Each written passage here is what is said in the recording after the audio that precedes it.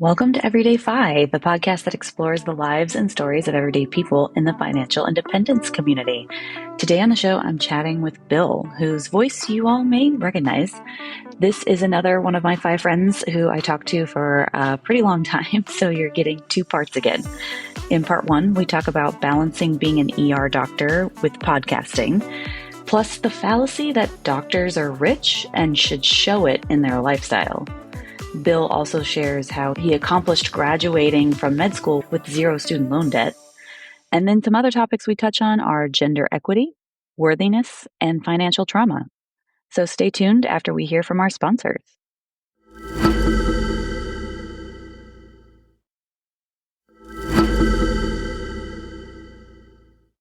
Hey everyone, thanks for listening today. I am with my friend Bill. Bill, how are you doing? And why don't you introduce yourself to our audience? Yeah, Megan, I'm Bill Yount, and it's a pleasure first to be on your show. Thank you for inviting me. I'm a practicing emergency physician, but that's not my real love, actually. My real love is my wife and my kids. I have twin boys. We live in Knoxville, Tennessee, and I am, just like you, a podcaster. I have a podcast called Catching Up to FI, which is catching up to financial independence for late starters on the journey to financial independence. And, it's been micro joy in my life that's turned into a bit of a macro joy. It's grown and I feel the love for my audience. So I'm sure you do too.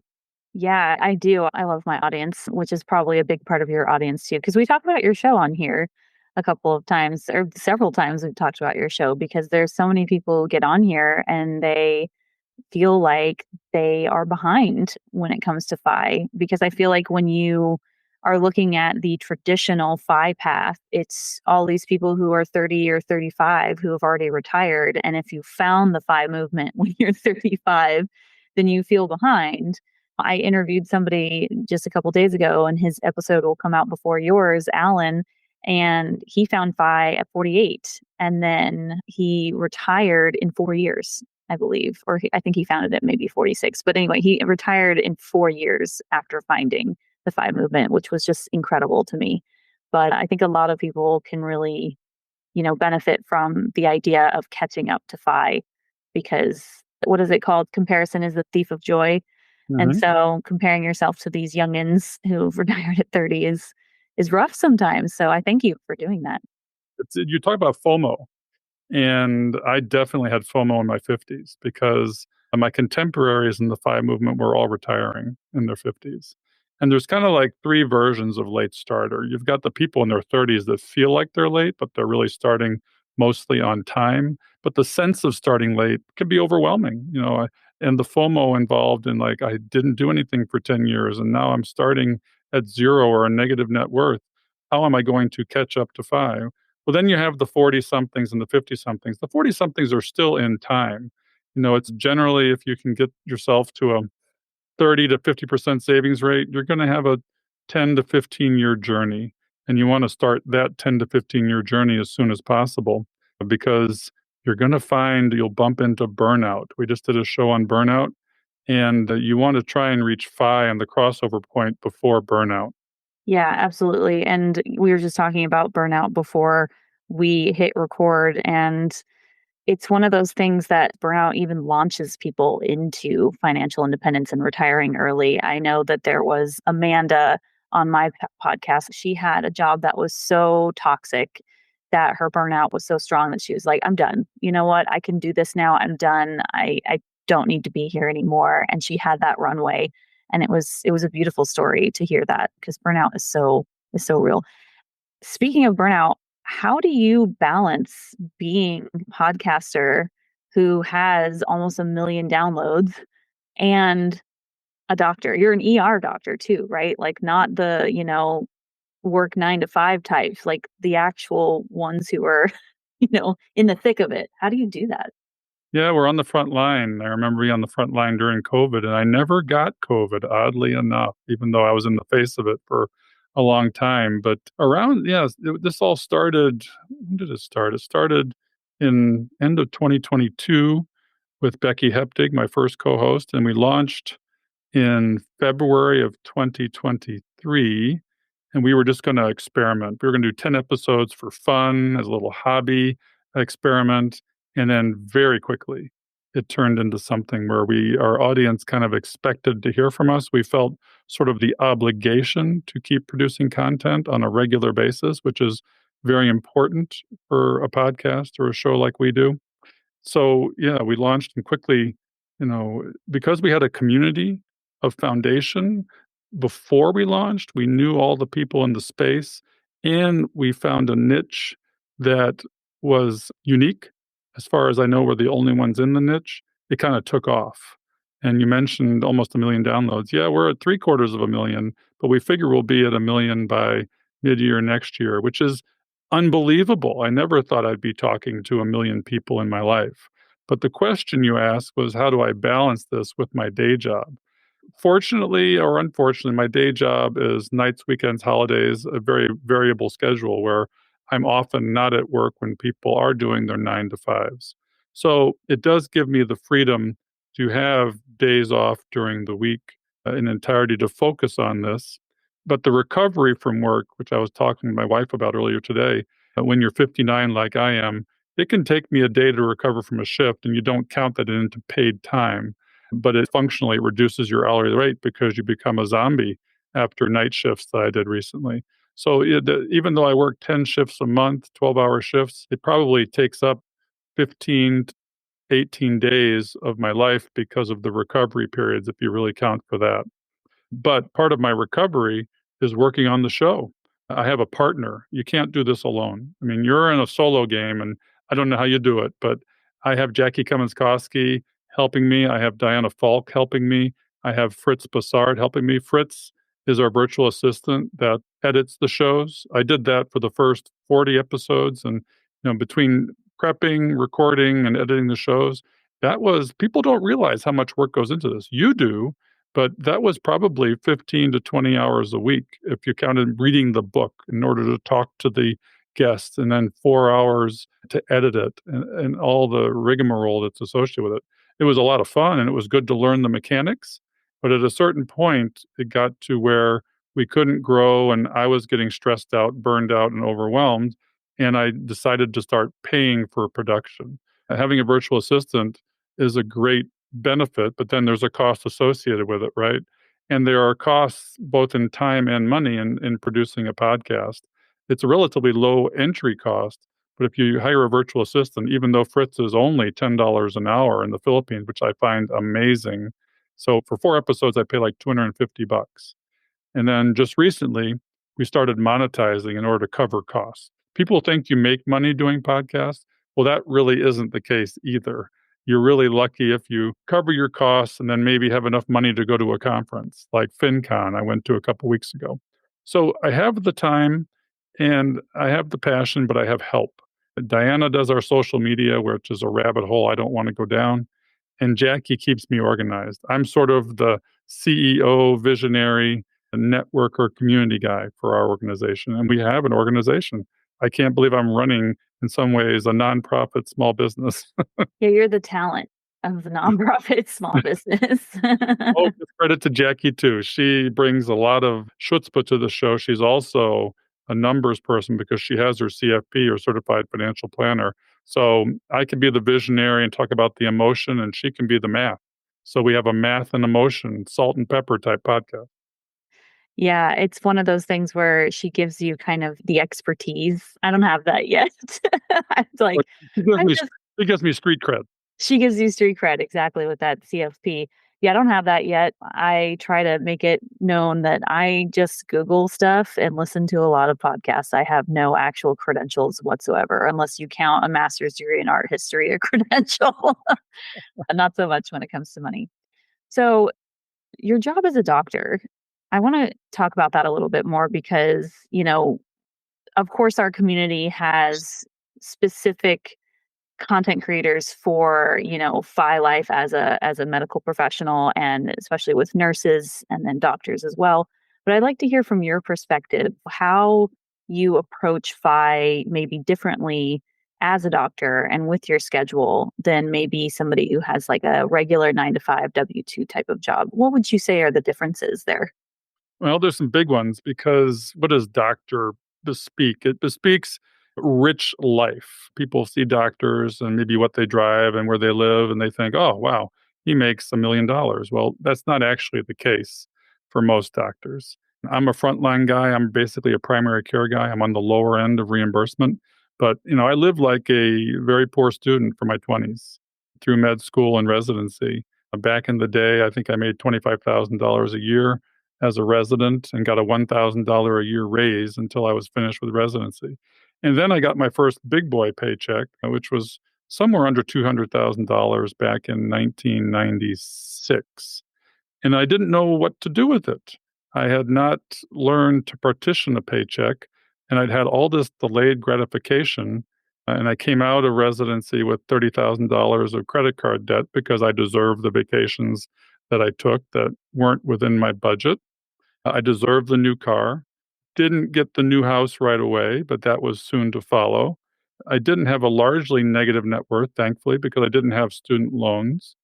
But I lived paycheck to paycheck for probably 20 years, from early 30s to about 50. We spent first and saved last. I would save what was left over at tax time, and I thought I was doing well. I didn't know what a net worth statement was. I didn't know what a balance sheet was. I didn't know how to track my expenses or budget. And I was a very literate healthcare professional, but financially completely illiterate.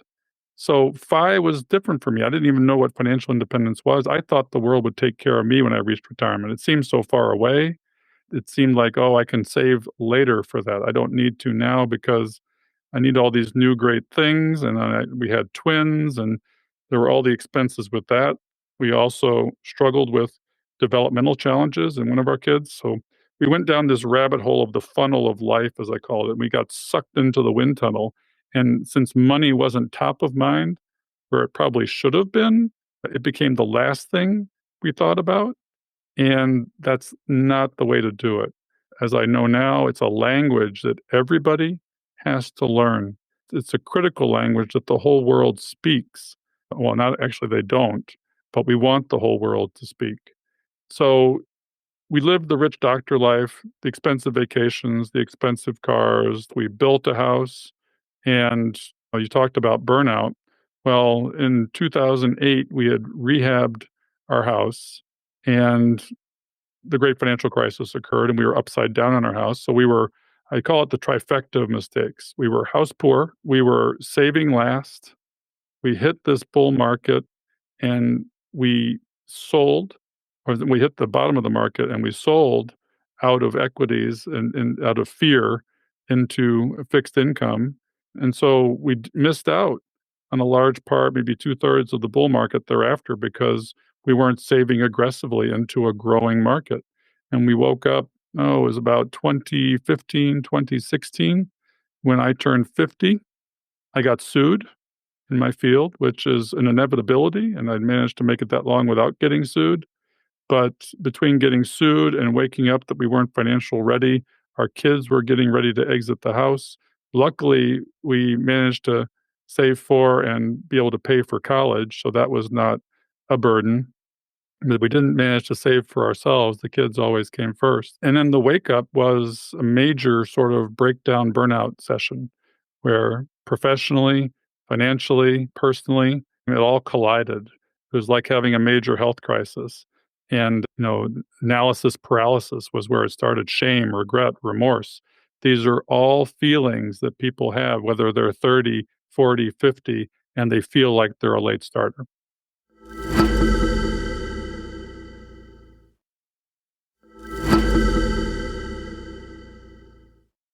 I've heard other conversations before talk about how medical professionals have a tendency to be, quote, bad with money.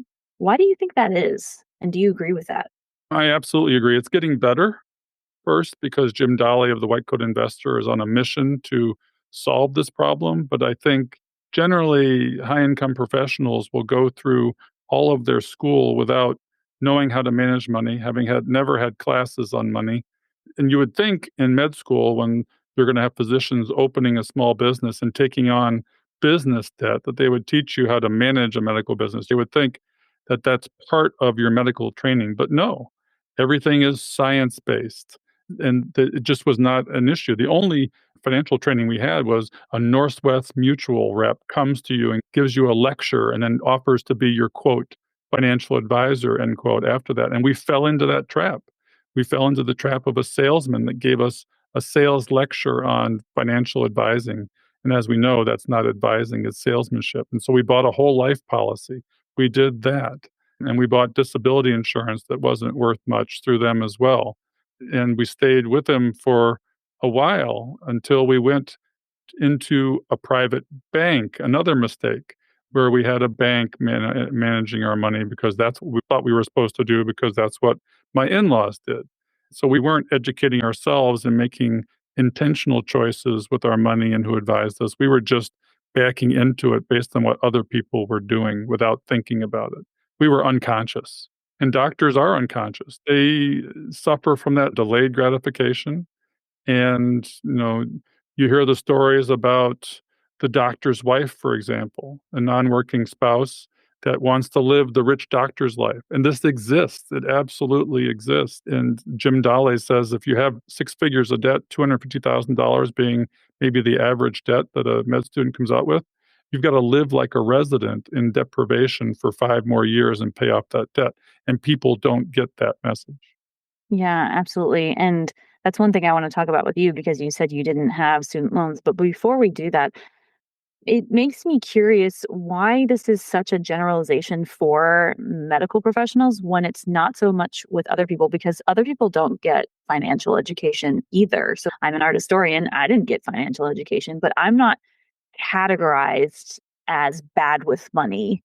Why do you think doctors just get lumped into this generalization? Is it maybe there's an expectation that because you have a lot of money, you're going to be good with money? What do you think? Well, it's more money, more problems. And then I think doctors are notorious for having a target on their backs. This is where I can make money. You get sold this bill of goods from a salesman, and you're going to put their kids through college with a 1% AUM fee rather than put your own kids through college. The doctors aren't the only ones targeted. I think lawyers are, and accountants are, MBAs are. You see people who've been through accounting or a master's in business, and they're terrible with money too. You see CEOs that are terrible with money. And it's really more money, more problems. You can make bigger mistakes with more money because a bank will sell you any loan. Because what do doctors do? They pay their debts. But you can't afford something if you can only afford the payment. And that's how they want you to look at it. You got to be able to afford the thing. Jim Dolly says, buy your cars in cash, because a car for a doctor is generally about 1 month's salary. So why can't they, shouldn't they? When we leased cars and that's the worst thing to do. So it's not just doctors, but I think we're the sort of the avatar for somebody who's highly educated but in medicine but poorly educated in money. Yeah, that makes a lot of sense. And yeah, I guess people aren't looking at art historians and thinking they have a lot of money. So, okay, so you got to tell us how did you skirt by without getting student loans? That's incredible. I still am paying my student loans off. I'm going to be paying them off till I'm like 45. How did you do that?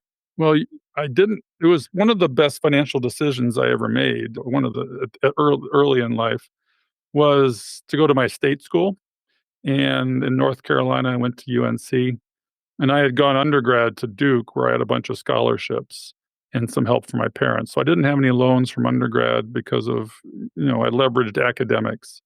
And I leveraged that also with medical school. But you're not going to believe this, and nobody does. I'll just have you guess at what the tuition was for my first semester of med school in 1988 UNC. Okay. $250. How much did you say? 250. Wow, you're the closest anybody's ever come. It was $500. It's because my dad used to brag about that. He went to law school and he's like, I only paid $500 for mine. And so I just guessed lower. Yeah, yeah, it was $500 and about $1,000, $1,500 a semester by the end. So the only cost to going to med school for me was the cost of living, and that's why I didn't have student debt. Yeah, I think that just hurt everybody's heart who is a millennial or younger, even Gen X, I think too. Ooh, yeah. I paid about $80,000 for mine. Mhm. And that's medical school too, right? You didn't have to pay any student loans for that? It's Uh, all of it. no, that was all the package deal. Wow. Essentially had no student loans, and that was because of scholarship and low cost of that education. It's no longer the same because they're not subsidizing. The state isn't subsidizing medical education like they did back then. It's a completely different ballgame. Mhm. Yeah. Okay, so luck and timing of birth is why you don't have student loans. Good to know. No, and also you're very smart, obviously. What made you wanna be a doctor? My dad was a doctor, so I heard that language around the house all the time. I was good at science. It was tangible. It was a defined path. And I don't know what I would have done with just a bachelor's, launching into the world and trying to find my way. That was scary to me. And, with medicine, the hoops you have to jump through. You just have to jump high enough. If you're willing to do the work, put in the grind, you will get to the end. I tried not to do it for a while. I had a very big passion for the German language in college and a very big passion for studying abroad. The best times I had in school were when I was in Germany. I spent 6 months on a work study program in college in Hamburg, Germany. After college, I was fortunate to participate in a Fulbright fellowship for a year teaching English in Bielefeld, Germany. The last summer of my life after the first year of med school, that's what I refer to as the last summer because it's true. The last time I had several months off, I went to Rostock, East Germany at the time when the wall was still up. That was in the summer of 1989, if you can believe that. I lived with German medical students, East German medical students over there, made a bunch of friends, rode in their ambulances, did sort of a social sciences project. And a few months, a month or so after I came back, the wall fell. And all my friends in East Germany went to the east side of the wall, which was not graffitied, chipped off a piece and sent it to me. And I still have those pieces downstairs in a drawer of the East German wall. So I'm very proud of being a part of that living history. You know, all the pre-med stuff, that was just mechanics. The softer sciences of speaking German fluently and living over there and making friends over there were much more important to me. But for not wanting to do the 400 level courses in German, I might have ended up, teaching German or, as a professor in college. But that wasn't to be. It became a hobby or a passion that still lives with me today. Why didn't you pursue the German language teacher path? It was the senior level courses. I just didn't wanna write the That's papers. it. Yeah. It's amazing how small things like that can kind of turn the boat in a certain way. When I was getting my degrees, I couldn't pass a certain math class very easily without having like tutoring and remedial makeup classes that I had already tested out of in high school. And so I just decided not to go with that major. I was double majoring in art history and in business. And I was like, you know what? I'm just not going to do a business major because I can't pass this class. But I don't know where I would have been today if I had actually had a business major on top of my art degree. I think I probably would have been somewhere completely different. So it's just funny how those decisions that seem so small probably made a big difference. I can't regret it. I love where I am now. I feel the same way. I wish I'd have done an MBA and spent an extra year in med school doing that because what that would have done for me is give me an out from medicine, which, you know, would have helped with burnout to have an out, to be able to move laterally or vertically. But what people don't realize is I'm an emergency physician, but that's what I am. I can't go be a radiologist. I can't go be a lot of other specialties. You can't go backwards to go forwards. You're down a dead end, basically, unless you go into administration in your own field. And there are other side hustles and things you can do. I don't want to dissuade people from this, but at any rate, you feel trapped in your own profession without speaking another language like business would have launched me potentially into other arenas. I wish I'd have done that as well. Yeah, and that actually leads me to a question I have. What made you want to be an ER doctor? Was that originally when you started schooling, that's what you wanted to be, or did you find that path later? At the time I entered residency, going into ER was sexy. It was very sexy. It was just before the show ER came out, and there was a big brain drain going into ER because it was prior to emergency medicine residencies, and I'm a second generation emergency medicine residency. My mentors were the first generation, and that was about in the 1970s. Before that, you'd get moonlighters, you'd get a surgeon, you get a dermatologist, you get a radiologist that moonlit in the ER. It was an afterthought profession, but what people didn't realize was it was a specialty that required a huge breadth of knowledge with the ability to deal with chaotic, uncontrolled situations and life threatening illness, as well as primary care that required specialty training. So it was sexy. It was in the mainstream media as being sexy. My dad was a doctor, but he was an internist, rheumatologist, allergist. So, in the very cerebral side of internal medicine. And I wanted to be as far away from that as I could be. In a way, I wanted to have my own arena. And I like making swift decisions that make a difference. I was not sort of one of those people that needed a lot of time to make decisions. But what you don't have in emergency medicine is any longitudinal relationship with the patient. Oftentimes, you're not remembered at all. Unless you make a mistake, then absolutely people will remember you. You get very little gratitude for the 99.9% of things you do right. But if you get a complaint or make a mistake, that's all you're going to hear about. I refer to us as the ghosts of medicine, maybe kind of like an anesthesiologist where you're going to be asleep and you don't remember them. But we can make critical differences in people's lives. But, sadly enough, we're not often remembered.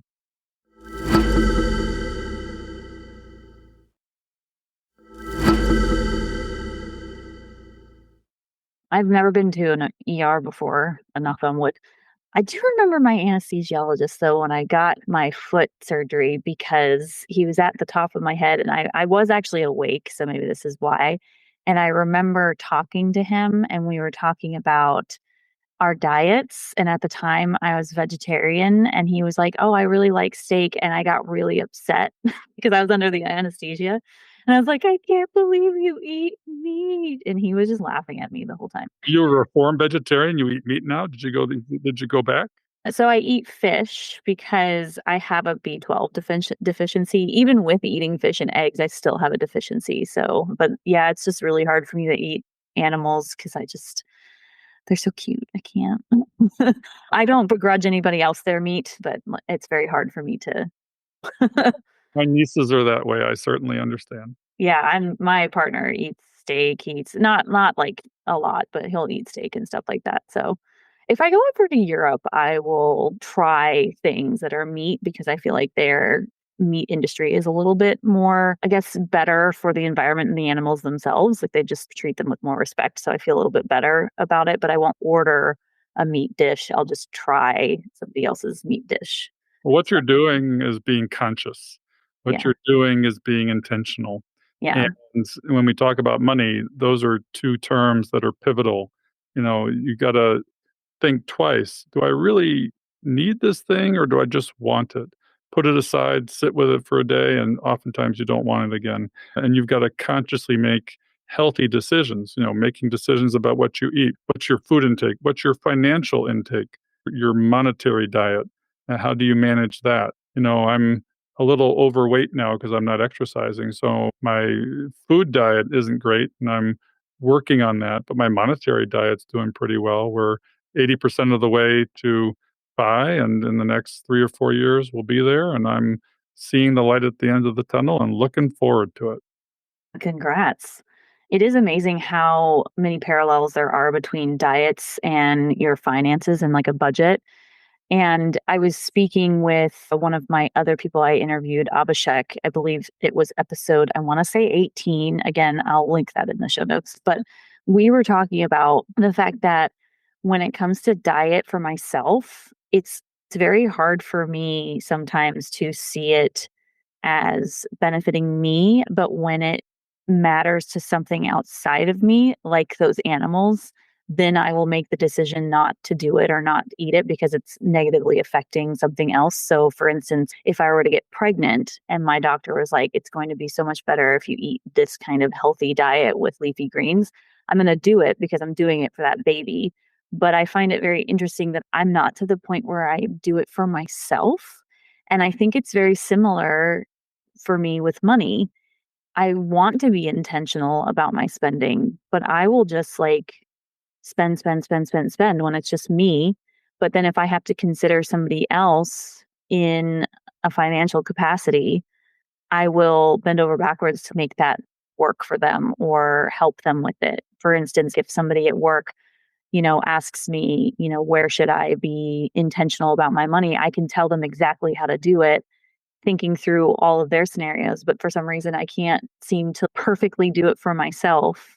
So I probably need to talk to my therapist about Yeah, that. that's a very important statement, really, because it's about an endoskeleton versus an exoskeleton. And we tend not to work on our endoskeletons, which are the internal skeletons that hold us up for our self esteem, our self worth, and focusing on our self care is the term people use these days.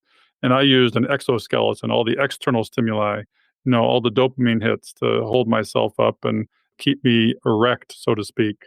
And you need to work from the inside out. And we are emotional beings. We have limbic systems, we have reptilian brains. And, just like recently, you can read about lump sum versus dollar cost averaging. You can read about it and understand that 75% of the time, a lump sum is going to do better. And then I ended up having a lump sum not too long ago when a real estate investment exited. And it was burning a hole in my pocket. I felt the need to get it back in the market. And I knew that lump summing it was going to be the way to do it. And I lump summed half of it just before that 10% correction we had last August. Now, just before, and I was like, if I'd have just waited 2 or 3 days, or if I'd have dollar cost average that did, a quarter of it each time, and now I have a plan for the next time this happens. It's going to be a 4 month dollar cost average experience. And because it was a significant number, it was a six-figure number. And just to watch it drop 10% the day after I lump summed it in was hard. It was really hard. And I was in a hurry to do it. And you should never hurry to make money decisions. Yeah, and it's funny because when you look at the math when it comes to lump sum, the math shows that putting it in immediately 60% of the time is going to be the best decision. But because you have this experience of where it wasn't the best, now even though the math is still the same, you're altering your future decision based on that because it's emotional. And it's so funny that you said that because my mom, for instance, she did, I think, a rollover of some kind where she had to sell some investments to roll it over into a different account because the investments didn't, in kind transfer. And she waited to buy, and it wasn't purposeful. It was just that she just didn't think about it when it rolled over. And then the market shot up after the election. We were recording this on November 13th. So the election was last week. And she's like, "Oh my God, I can't believe I didn't put it in right before the election. I'm so stupid. I'm going to wait until it goes back down." And I was like, "No, no, no, no, no." It's like, "Don't do that. Don't do that. Don't do that." And I was like, "That's timing the market." And she was like, I know you're not supposed to time the market, but I really don't want to put it in right now because it feels so high." So it doesn't matter what you know, your lizard brain, like you said, is going to take over sometimes. And I think that when we admit that to ourselves, that money is not just math, it's not even close to just math. It's very emotional. If we admit that, then we can take steps to circumvent those emotions and have plans for, like you said, now that you know how you feel about lump sum investing. Now you're like, every time I get a lump sum, this is what I'm going to do. And this is going to be my plan. And you're kind of taking your emotions out of it by giving yourself that plan. So it's really smart. Well, you give yourself an opportunity. I mean, I'm not spreading it over a long period of time. It'd be 4 months. It's a hybrid solution. It's functionally a 4 month lump sum. But say, for example, I make my first lump, and then by the time I'm making my second investment, the market drops 10%. Well, I'm going to throw it all in. It just gives you the opportunity to, buy the dip, so to speak, and do a little bit of market timing, which is a minor alteration of your plan that's emotionally based. And it may go down again more, but you know, discipline is hard to maintain in the heat of battle, and money definitely carries so much emotion with it that it's hard to maintain discipline. like rebalancing as the market drops. And as you see, it's going because the market can be irrational longer than you can be solvent.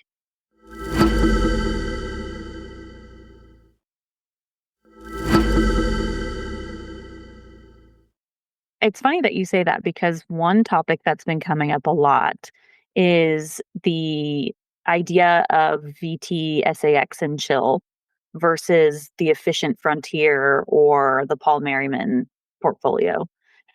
In my mind, I actually find doing what Paul Merriman does and the efficient frontier less ideal for somebody like me because if I have to go in and do anything to my investments, even if it's only once a year for an hour, if I have to do anything like rebalance, I'm probably going to mess with it too much. I like to mess with stuff. I actually had the Paul Merriman portfolio for, I think, a year. And I just kept messing with it. And I was like, no, I can't do this because I'm probably screwing up my returns. I'm just going to VT Sax and chill.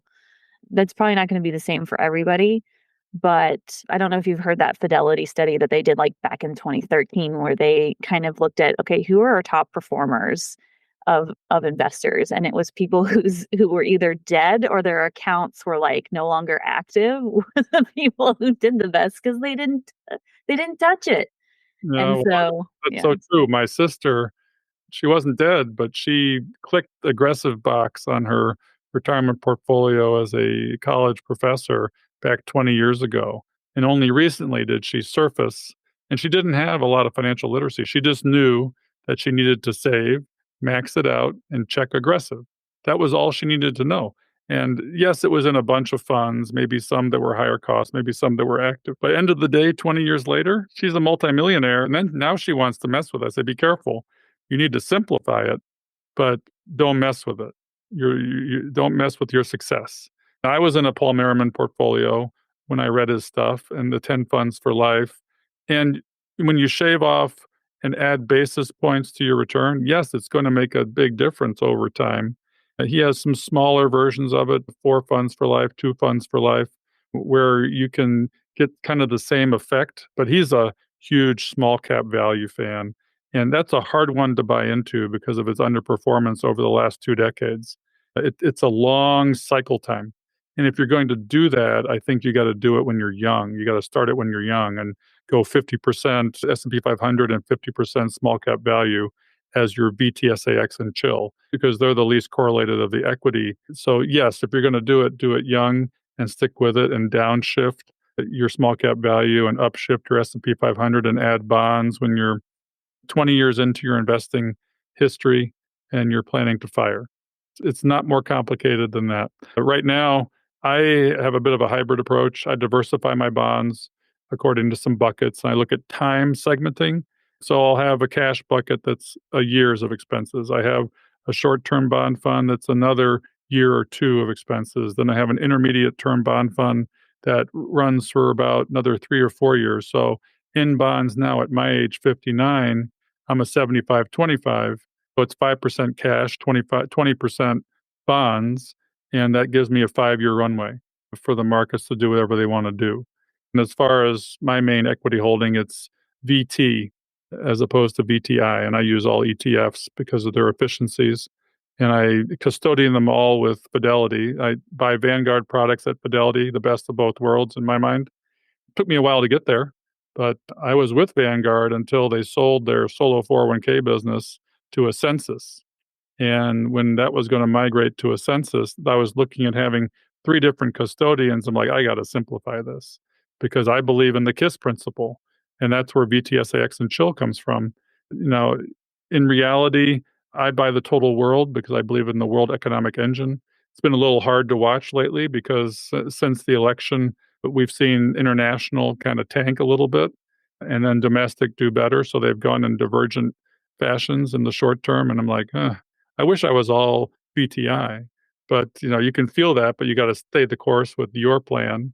And I do tilt towards the US in my taxable account with being predominantly VTI. So I am not totally passive because totally passive would be buy the whole world and chill. You're not really passive when you're buying the US and chill because you've made a bet on the US stock market over the world. So a pure passive person would buy the whole world and chill. Yeah, I'm not purely passive, I guess. I guess I just really resonated with J.L. Collins, and I was like, "I like this. Good. One and done." Everything I have is either some form of total stock market, or if it's not available, then an S&P 500, and that's good enough for me. I don't really wanna do more than that. I don't care enough. I just want my money to grow. I wish I could do that now, but I'm at a risk tolerance level at my age where I just, I missed out on the 100% stock era of life. That time, that season had passed for me.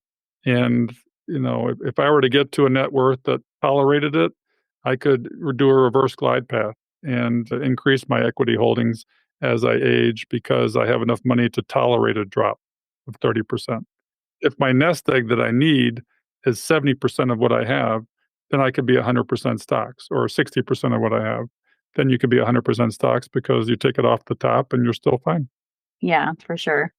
Can you explain the KISS principle? Oh, it's keep it simple, stupid. Oh, I bet everybody in the audience was like, duh, keep it simple, stupid." Okay, cool. Good to know. I mean, it takes out friction from the equation. When I had the Paul Merriman portfolio, yeah, I was in there tweaking things. I was forward rebalancing. Where should I put it? Okay. And I'm always looking at it. And then you're going to do things that you regret when you have too many moving parts. Now, Joe Saul-Sehy, he'll say you VTSAX and chill till you have about $100,000, and then you need to get more complicated because it helps to have asset classes that are all moving in different directions. And there's something to be said for that. Paul Merriman wrote the book, What are the 12 $1 million decisions you can make? It's true. When you add basis points of return, you're going to grow your money faster. Yeah, and I think that's what's such a challenge for me because I'm like, okay, do I want to grow my money faster? But you're not going to grow it faster if you keep touching it, which is what I do. And like I said, that's why I tried it. And then I saw myself touching it all the time. And I was like, nope, nope, nope, nope. And I kept comparing it also to the VT Sax and Chill portfolio. And I was like, I am not performing as well because it was a short period of time. It was only a year. But I don't know. I couldn't stand having to do that all the time. And I was like, I'm just gonna let Well, the market do its thing. if you're not going to be dead and watch your portfolio grow, you got to play dead. Play dead. Yeah, I'm playing dead. Exactly. Before we move on to the next topic, I have to have the obligatory disclaimer that neither one of us is a financial planner or financial professional. So take everything we say with a grain of salt. And if your portfolio goes down, it's neither of our faults. Okay. Well, everybody's got to have their philosophy and tactics, and everybody's a little bit different. If there was only one way to invest, if we were all VTSX and chill in the world, it probably wouldn't do as well. Yeah, we probably wouldn't have billionaires either if there's only one way to invest, right? So, anyway, that's a whole other topic. All right, that's it for part 1 with Bill. Make sure to tune in next week for part 2. See you then.